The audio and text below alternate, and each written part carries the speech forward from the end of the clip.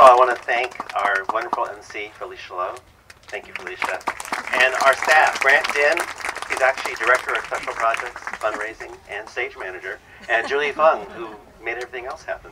I want to also thank our funders, in particular the Bank of America Charitable Foundation, and Stephen Huey is with us today.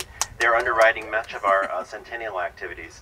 As you know, we're celebrating the immigration station all year long, and we have many activities planned. In fact, the next one is actually July 31st. And some of the areas you see in front of you will actually have exhibits here. And behind us will be the interrogation table, which has like 20 pictures of certificates of identity, actual people who were here at Angel Island. And we'll be interpreting that. And also down by the bell is an area of Native American settlement. And we'll be interpreting that experience on July 31st as well. So I have one thing to ask of you, and it's not giving money. It's actually giving us your email or your address, because we want to stay in touch with you. And you know, we do have many activities in mind for the rest of the year, but also for the next coming years when we actually want to finish the restoration of this place and make it into a major immigration museum.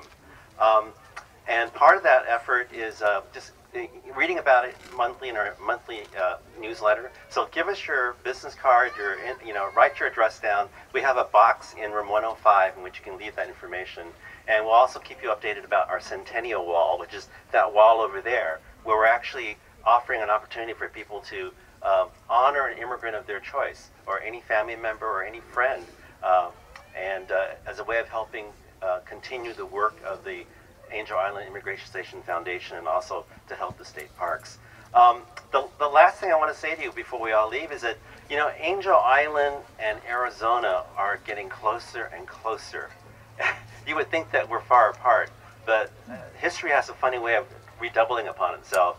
And in a matter of weeks, people in Arizona will be stopped and asked to prove their legal status.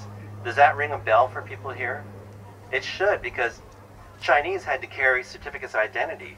And you know, the author, Eric Kalig, coined it as sort of a reign of terror, where people were literally afraid of being stopped on the street and not having their certificate of identity with them. It's a sad commentary that the debate on immigration has gotten to this point, but it's also reinforces the importance of telling the story of Angel Island, that do not let the mistakes of the past be repeated in the future. And so all of us here share that responsibility, because we know we have this knowledge. We know this to be true, and we know this to be hurtful to people. So we cannot let it go forward. So I urge you all to stay involved with us. Thank you again very much for coming out today.